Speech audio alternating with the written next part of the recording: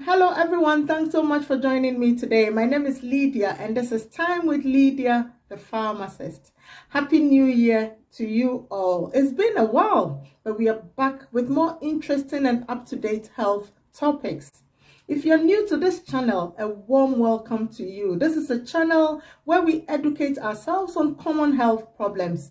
Please don't hesitate to hit on the subscribe button and also on the notification bell so you don't miss any video that I upload. And to our returning subscribers, thank you so much for all the support. Thank you for coming in and day out to watch my videos. I'm so grateful. We are near to 1K subscribers and it's so exciting. Thank you for your support. You are amazing. Today I'm going to be talking about a very interesting topic.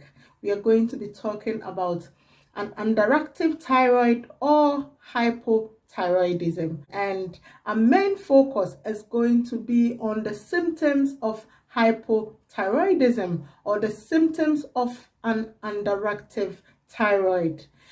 I'm talking mainly about the symptoms, just so when you experience any of these symptoms, you would make an appointment and get a thorough check. The fact that you develop these symptoms would not necessarily mean that you're suffering from hypothyroidism. The key is to get a thorough check once you experience any of them. So before we get to the symptoms of hypothyroidism, I just want to talk briefly about the thyroid gland and some of the causes of hypothyroidism or an underactive thyroid. So the thyroid gland is a vital hormone gland. It is located in the neck under the voice box and it is butterfly shaped.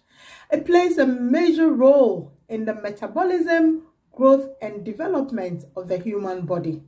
It also helps regulate many body functions by constantly releasing a steady amount of thyroid hormones into the bloodstream. It also produces two major hormones, namely thyroxine, which is also known as T4, and triiodothyronine, which is known as T3. Iodine is one of the main elements that is needed to make T3 and T4 hormones. And you know, our bodies can't produce iodine on its own. We get iodine from the food that we eat. So it is essential that we eat food rich in iodine so as to continually generate thyroid hormones. Once iodine is taken in our diet, it is absorbed into our bloodstream from the food and then carried to the thyroid gland, where it is eventually used to make thyroid hormones. Some of the dietary sources of iodine include cheese, cow's milk, eggs, saltwater fish, soy milk, and yogurt. Sometimes there can be imbalances in the thyroid hormone secretions, and this can cause an overactive thyroid, also known as hyperthyroidism, which occurs if the thyroid gland makes too many hormones. And there can also be an underactive thyroid, which is also known as hypothyroidism, which can develop when the gland does not make enough hormones.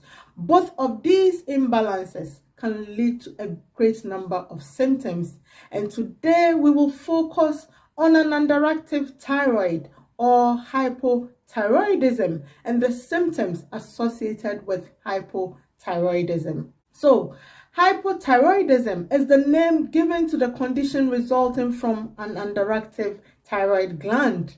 This means that the thyroid is not producing enough thyroid hormones for the body's needs. So what are the causes of hypothyroidism? One of the most common causes of hypothyroidism is an autoimmune thyroid disease. And this is a self-destructive process in which the body's immune system attacks the thyroid cells as though they were foreign cells. And the common form is known as Hashimoto's thyroiditis. Also, radioactive iodine treatment or thyroidectomy, which is a surgery or an operation that is carried out to correct hyperthyroidism or to treat thyroid cancer.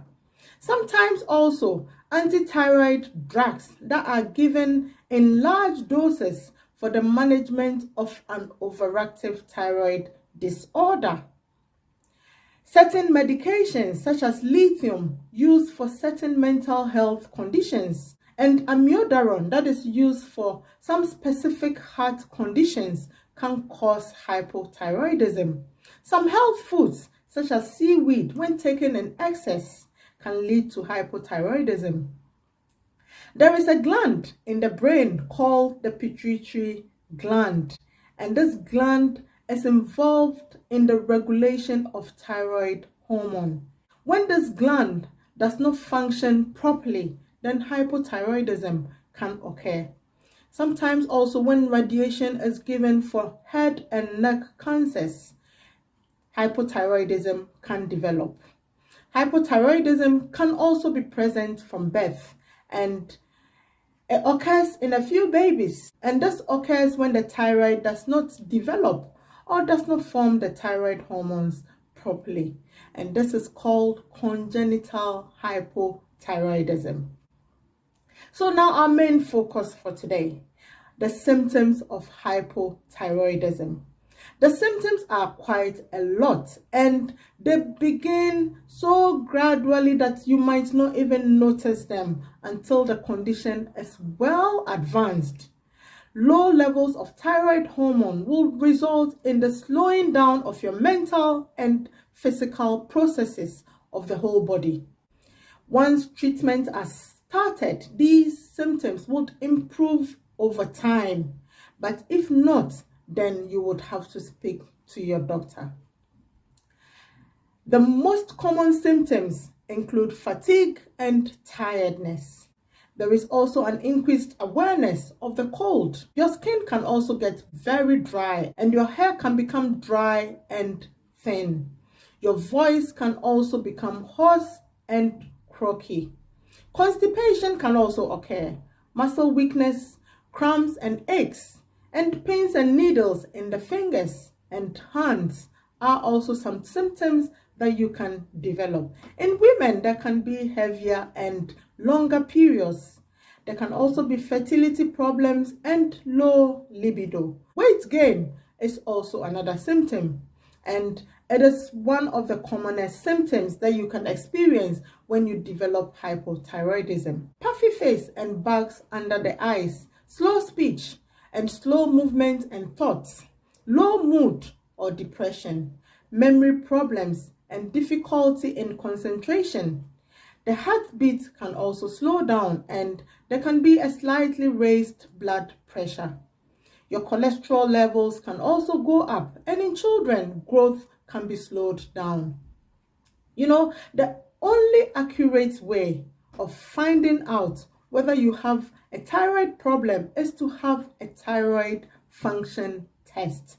And this is where a sample of blood is taken and tested for thyroid hormones. Once it is established that you are suffering from an underactive thyroid or hypothyroidism, then your doctor would assess whether you need to go on a medication. And if that is the case, then you would be prescribed a medication that would help replace the hormone that your thyroid gland is not able to produce. So in my next video, I'm going to be talking about some useful tips that would help you live with thyroid problems. So make sure you don't miss that video. I hope you have learned something new today. Please give this video a thumbs up, share with family and friends, and if you haven't yet subscribed to this channel, please hit on the subscribe button and also on the notification bell so you don't miss any video that I upload. Thank you so much for your time today, and I hope to see you soon in my next video. Bye for now.